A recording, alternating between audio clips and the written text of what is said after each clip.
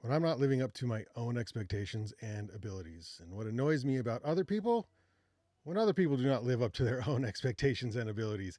I recently answered these questions as they are laid out in Lewis Howe's book, which I brought here today, Greatest Mindset, under the chapter Healing Your Past. And when I've been frustrated and experienced severe anxiety, panic attacks even, it's been when I knew inside that I was not fulfilling the expectations of myself, whether that was a job I knew wasn't my destiny or a job I knew that for whatever reason I wasn't capable of bringing my best.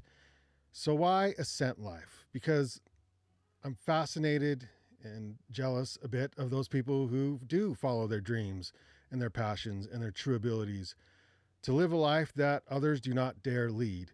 And why are those people successful? What is stopping everyone else from also living their best life, their true lives? And there's all kinds of reasons, from like abuse to access to status. And there's so many examples of humans, however, who have overcome extraordinary odds to become great and live the lives that they wanted to live. And it's those stories that inspire me, but also depress me because I have yet to live up to my own expectations of myself. And this show is the first step in fulfilling those expectations of myself. So welcome to Ascent Life. This is the study of those who are living their best lives and what makes those people great and how we can apply what we learn to our own lives. So please subscribe to the show over at YouTube on my page, R. Brandon Long. And then if you're watching this live right now, I'm on X under R. Brandon Long. And then for daily inspiration, you can follow our Instagram account at Ascent Life on Instagram. Reminder, we are live. So we'll be going live 4 days a week. Each episode is then uploaded as a podcast to all your favorite podcast outlets as soon as we get the first 2 or 3 recorded. And they'll be available on the Spotify and Apple podcast as the Ascent Life podcast with myself, R. Brandon Long. And if you are watching live, play along with us. You can drop your questions in the comments in the chat, and we'll get to some of those for the end of the show.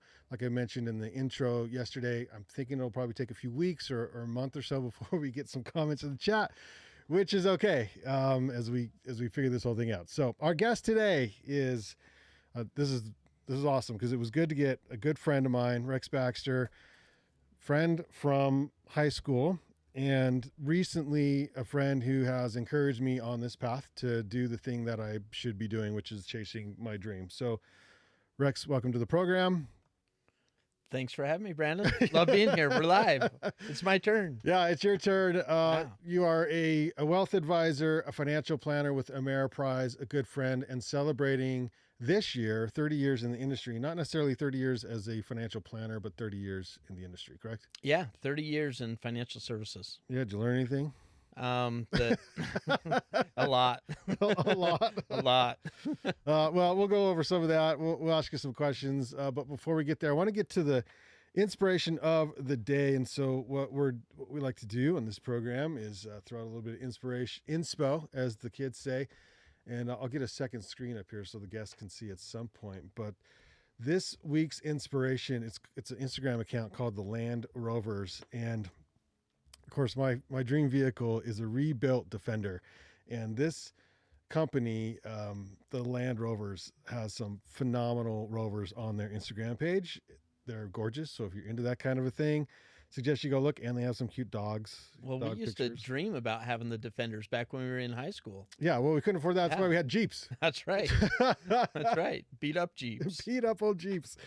Oh man, and I loved having that was my dream car at the time was the CJ5, and it was my second car, which to have as a dream car. Well, then instantly the engine went out on my CJ5, and then we got matching square light Jeeps. Yeah. I don't know what years those were. I had a black one, and you had a Yeah, turquoise one. Mine was a turquoise in 87. 87. Yeah. You remember the year? Yeah. I do not remember the year of mine. This Instagram account, beautiful Land Rovers. If you're into the rebuilt Defender thing, it's my new dream car because I own a Land Rover LR4 right now, and I love it so much. I don't want to replace it. And I'm looking at new cars. I'm like, nothing really appeals to me. Like, I don't know, you know. Yeah. Some of the new electric vehicles maybe, but a rebuilt Defender. I'm such not a car guy anymore. I know. I'm not sure I ever was, but I'm not. I definitely am not Are you a anymore. Jeep guy? Do you consister yourself a Jeep guy? Not anymore. Really? You know, we had 6 Jeeps at one point. Oh Oh my in God. the family. At the same time? And yeah, at the same time. And I think we're down to two. I'm selling one of the two. My son has one that's been rolled twice, and so he's rebuilding Oh, it. you're kidding. So, It's, it's Moab ready. it's yeah, dents included. Oh my God, really? And so you don't, yeah, well, you're a financial advisor. Is this too much time in the industry? Because they're depreciating at, what if you bought a rebuilt Defender that maybe doesn't depreciate as fast? You know, it's funny you say that. So about in 2015, 2016, my boys are really close together in age. And so one was, I don't remember, maybe 17, the other was 16. And we needed vehicles for them to drive. And we thought, what more fun vehicles than Jeeps? And so we went out and bought some old beat up Jeeps for like $5,000 a piece. Love it. For them. And I would own them. That way I could steal the keys if they were, if they deserved it. It was a bad day. And, yeah. But they had those Jeeps and they were great. So I paid $5,000. So just about 3 years ago, we still had the Jeeps, and one was hit in a car accident. Yeah. And rolled and totaled it, things like that, and we were able to get $12,000 out of the insurance company. So You it paid did $5,000. appreciate, yeah. So Got 12 for it. yeah. What if you tried to sell it? Think you would have got 12, or is that was just the? No, I think so. Yeah. So about 2 years ago, remember, used car prices that's were right. just Yeah. outrageously high, Yeah. and so we happened to get. I don't know if that's lucky or not, but the car was destroyed during high used car prices. No, you planned that. You're a financial planner who was I do. like, I you know planned what, that. kid? If you're gonna wreck it this year. Yeah, this So year. Now's the year.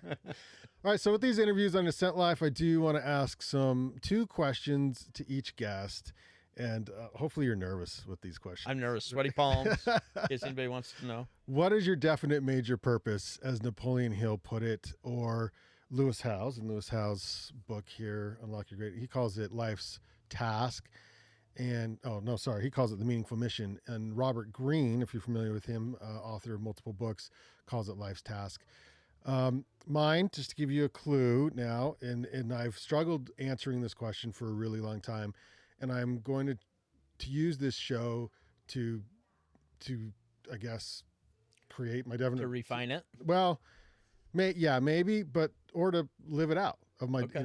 And that is to help 1 million people a day become the best versions of themselves by living an Ascent life. And so what that means to me is, my little intro video yesterday got maybe 100 views on all of our things. Okay. Yeah. But over time, thousands, they build up, and you can get 1 million views in a day on something, you know? Right. And so if you get 1 million views, that's 1 million people that saw at least the concept of how to live an Ascent life and what does that mean to you, how to become your best self. And so that is now my definite major purpose. Rex, what is yours? That's a lot of people to influence in a day or from In a one day. post. People do it all the time. I know. I haven't. I mean, they're called social media influencers these days. I know but as a podcaster, that's it's an enormous number. Yeah. But doing it every day, I'm hoping that the content adds up, and over time, years, our content would reach 1 million people a day. Yeah. I think it's interesting. There's a lot of questions comes easier to some, and other questions come harder to others. Yeah. Right. And this question actually comes really fairly easy to me. To you, have you known the answer for a while? For quite a while, I think I've known that answer. Oh. And so, I think my major purpose in life is to help people change the trajectory in their own lives. And I focus that in a lot of different ways. Weird you're on the show. Isn't it? It's Because I feel like we've had a little bit of that impact together. yes. Right. And so you've kind of felt that the last, more recently. Right. And, but for my wife and I, my wife, Jenny, love you very much, honey. We focus a lot of our, we don't have a lot of extra time because we have a big family and things like that. But we focus a lot of our efforts on youth and changing the trajectory of the youth that are struggling. And so having a big family, sometimes we'd have kids that would follow our kids home that may have been couch surfing. They may have had, hard times at home. Your kids are just dragging home people, friends, strangers. Yeah, sometimes friends, sometimes strangers, sometimes people that they've met 2 or 3 times at random events. And we would end up taking them in. And because they needed some stability in their lives, they needed some accountability, some guidance, and we would provide that for them. And we've been successful in getting some of them through high school with diplomas, or into college or trade schools, or different things like that. And so we've started to to do that on a little bigger scale with some nonprofit organizations and Because sitting this on was their on your own. boards. You didn't organize it as a nonprofit or anything. It's just Just kindness in your us, heart. just Yeah. our family, Okay. and so, but that has not been limited just to kids. It's kind of been throughout my entire adulthood of trying to change that trajectory of people's lives, whether it's in investments and financial planning, which is my professional life. Yeah. We try and make sure that they're on track for a good trajectory in life, and if they're not, then we try and help coach and guide and steer them in those directions that can get them to their dreams and accomplish them. And What? so that's kind of been my purpose. Yeah. How did you get there? I don't know, it hit me. Is this I good don't know. parenting? Like what? Yeah, I think a lot of it is good parenting. I have great parents. They were hard workers. We grew up, of extremely meager means growing up, to where, my dad's working, 2 or 3 jobs all the time. We're hunting and fishing for food, gardening for food. My mom's making our clothes, those kinds of things as we're growing up. And I think that teaches you a lot of life lessons. Mm-hmm.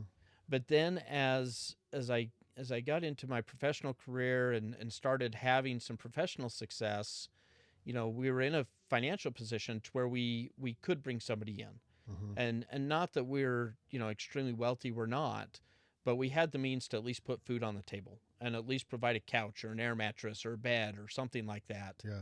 And we had the ability to get them to and from school and things like that. But I think both my parents were school counselors, and I think part of that counseling Mm-hmm. and psychology has seeped in somehow. Much, maybe I didn't want it to when I was younger, but Yeah. I think it seeped in. So, I mean, the fact that you've known what you wanted to do, or that you've had a purpose for some time is, I think, unique. Actually, like I don't think a lot of people know what they want to do. Now, you talk to a lot of people through the financial. I mean, you're dealing with their money, and so have you seen a pattern with those who have a lot of money that they knew what they wanted to do, or is there no pattern? No, I'm not sure that there's much of a pattern, and Really? I'm not sure that those with money have any real additional direction Hmm. in their lives than necessarily those without. They may or may not. Sometimes it's by luck that they've fallen into that. Sometimes it's inheritance. Sometimes it's grit and hard work and Yeah. focus, and that they do know what they want to do with their lives. Mm-hmm. But it's amazing how often I find that people are not really fulfilling their true gifts and talents in life and what they really could be. They're successful. They're going to Yeah. retire. They're going to live a good life Yeah. and things like that. But I'm not sure that they're living a fulfilled life or an Okay. ascent life, as you Yeah. put it. Yeah. Well, that's what's. Okay. So is is that important, or where is that? So I mean that goes into the next question: is what is our definition of success? And so, if you are wealthy or you're making a lot of money but you're not fulfilled, are you really successful?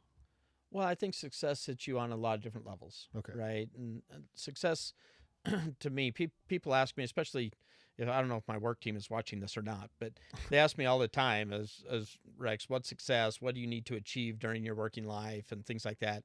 And rarely do I have a good answer for that.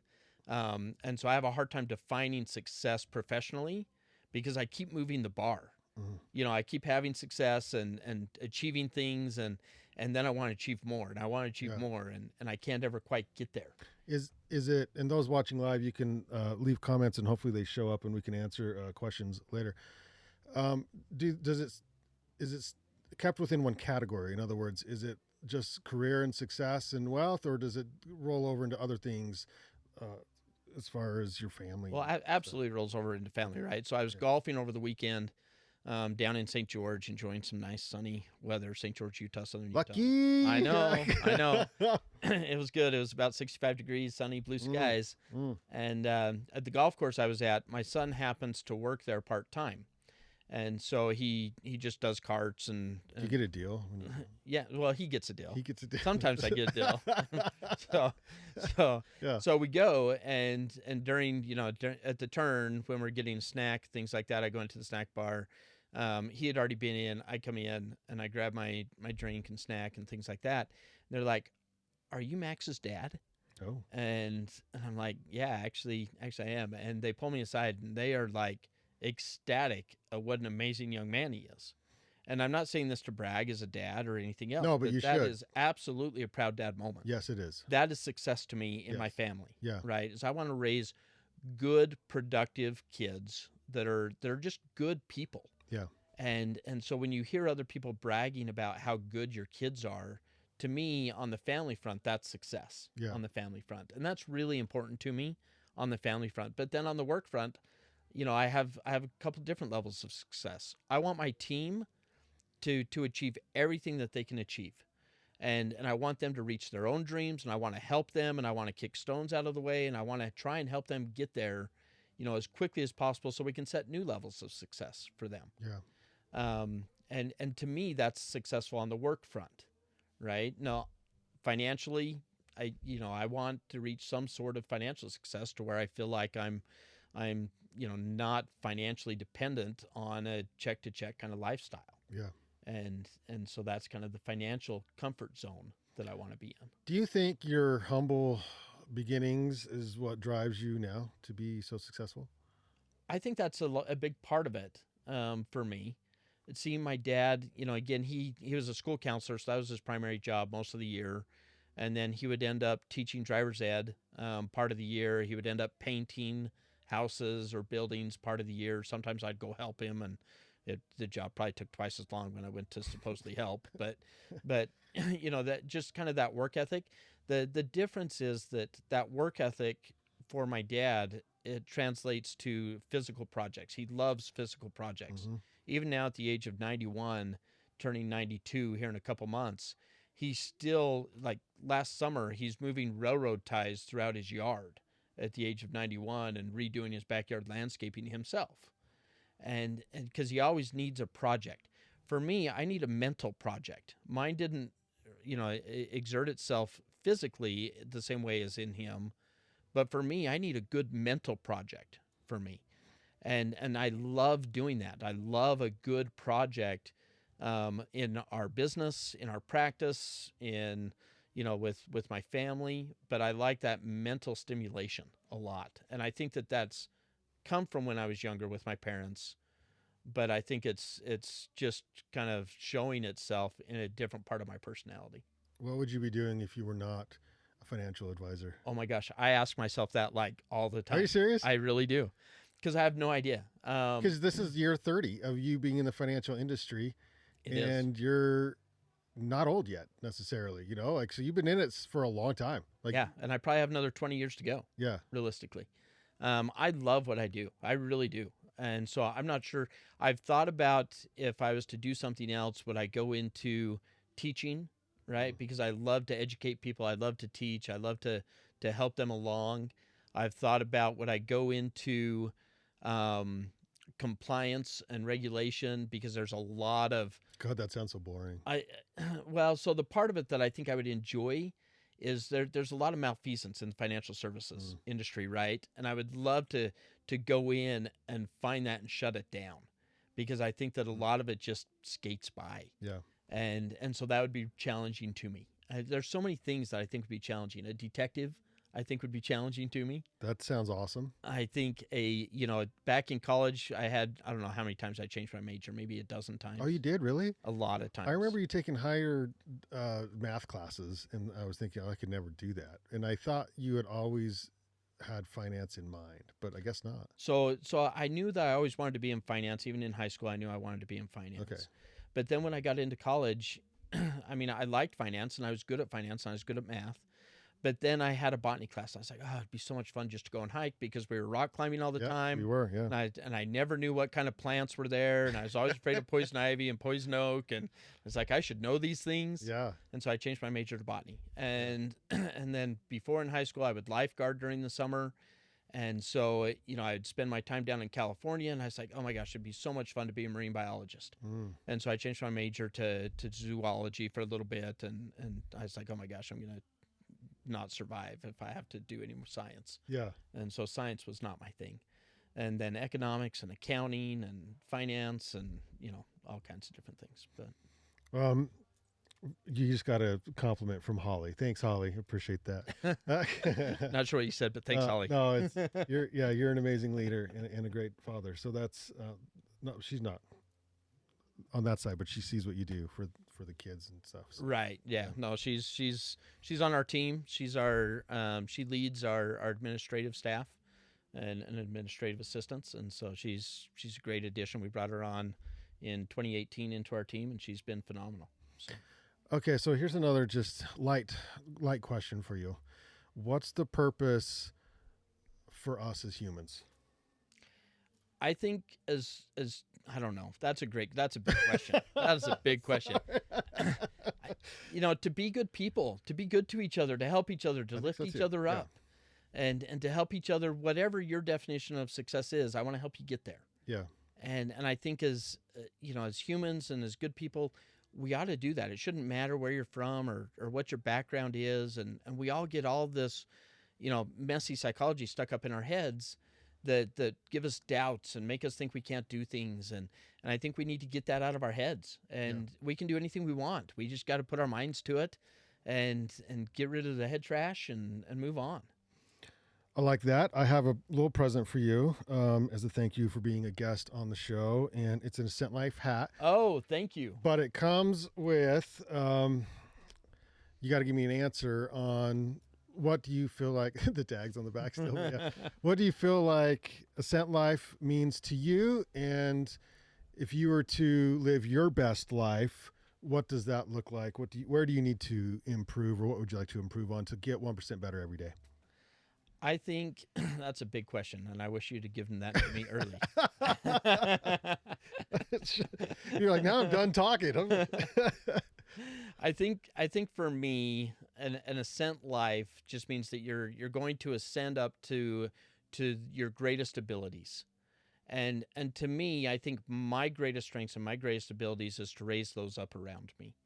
And so, as one of the questions people ask sometimes, you might think about this on your show, is what do you want your epitaph to say, or what do you want to say in your obituary, and what do you want people to think about you when you're done? Because that should be a reflection of your ascent life. Yeah. Right.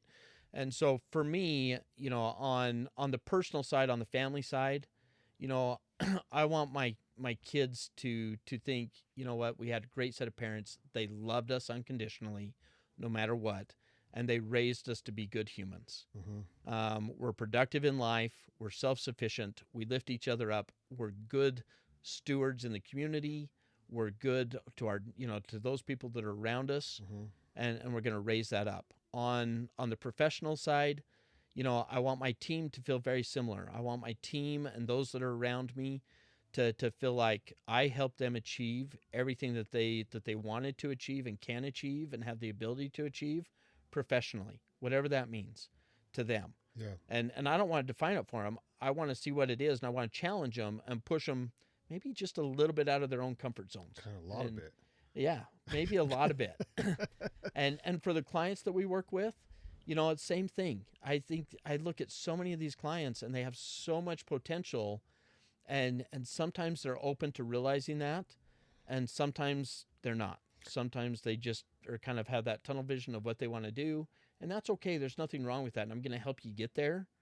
But if you ever decide you want to veer off and explore things, I want you to know that you have a resource and somebody that because I do talk to a lot of people, we might be able to either help guide you, give you some advice, guidance, connections, something along those lines to help you get there. That's the best thing you do as a financial planner. As a friend, I could see, but you've helped me, and that's why we're here today. And it means the world. But I bet you do that with your clients. Well, now you're going to make me get emotional too. So you can't make us both get emotional. Sorry. Yeah. So I appreciate that. And you mean the world to me, right? Brandon and I have been friends again since high school. We've been through a lot together. We used to climb together, camp together. Yep. And then we kind of both pursued find our Sasquatch together. Yeah, find Sasquatch together. Get scared by Sasquatch together. Yeah, that was a horrible night. And so that was a rough night. That was a long night. So, yeah, it's been good. And then we pursued both of our own professional desires and things like that. And I just feel really lucky and privileged to play even the smallest role in helping you achieve what I think your potential is. And I think your potential is to not only reach millions, to just reach them, but to help influence them and help them understand that anything is possible, right? You That's can the goal. ascend to Yeah. anything that you want to be. You just have to have the confidence in yourself and surround yourself with people that are going to help you get there. Yeah.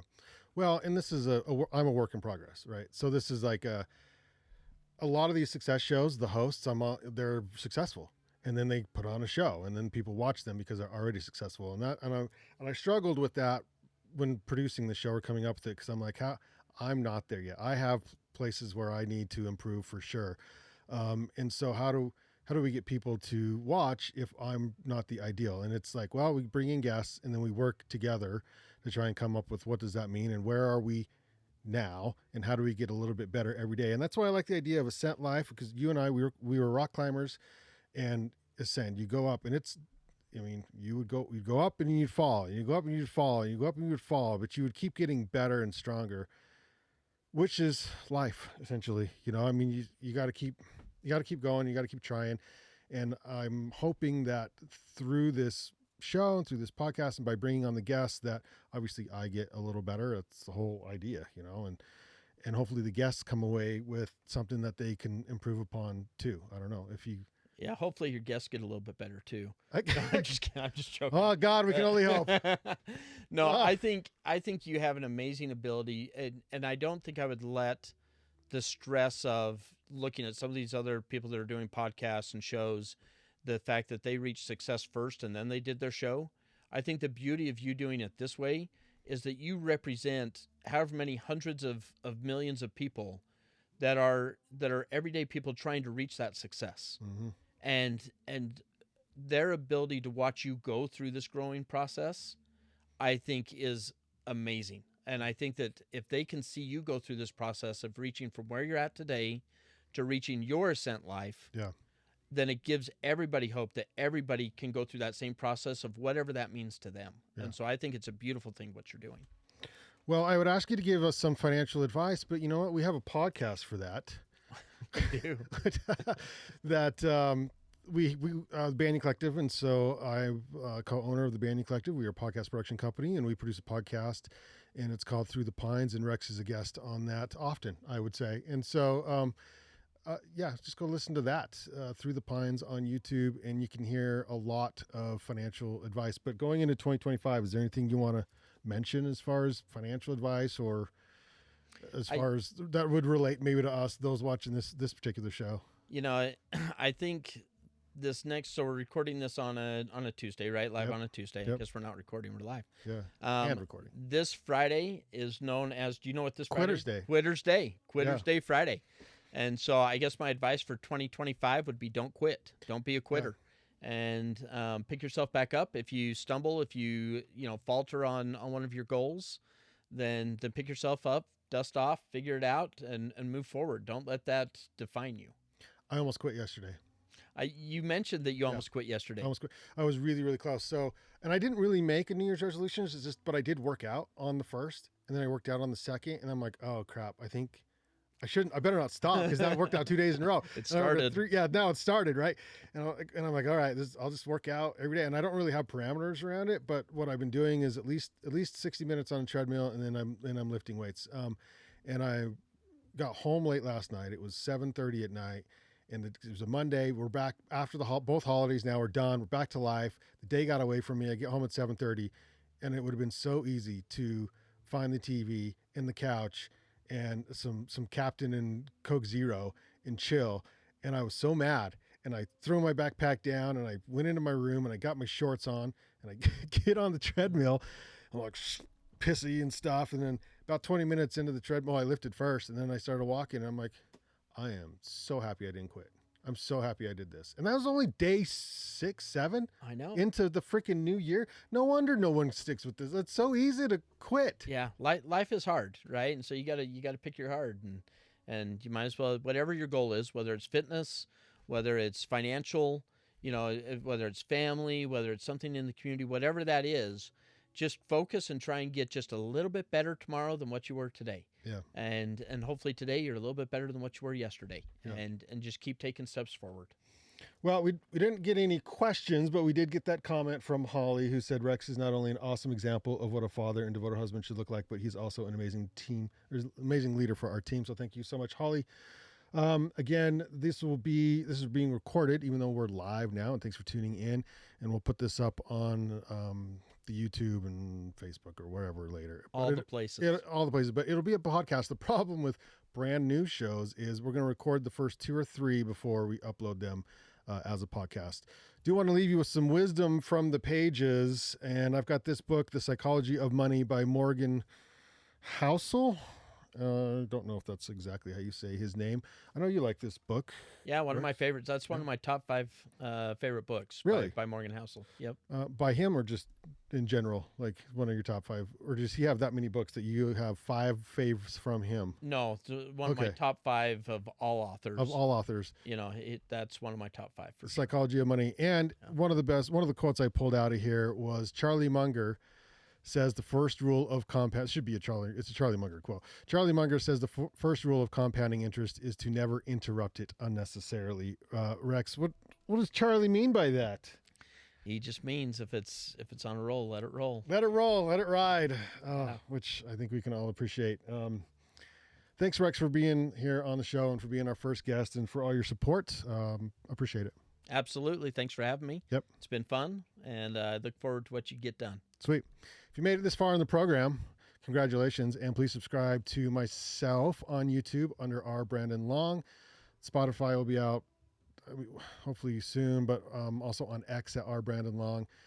And you can get your daily dose of inspiration on Instagram at Ascent Life, And so trying to build that up too so we can go live on some of these other channels with this particular show. So thanks for joining me on this journey as we all learn how to level up and become the best versions of ourselves. No wasted ability. We'll catch you on the next episode of Ascent Life. Thanks so much.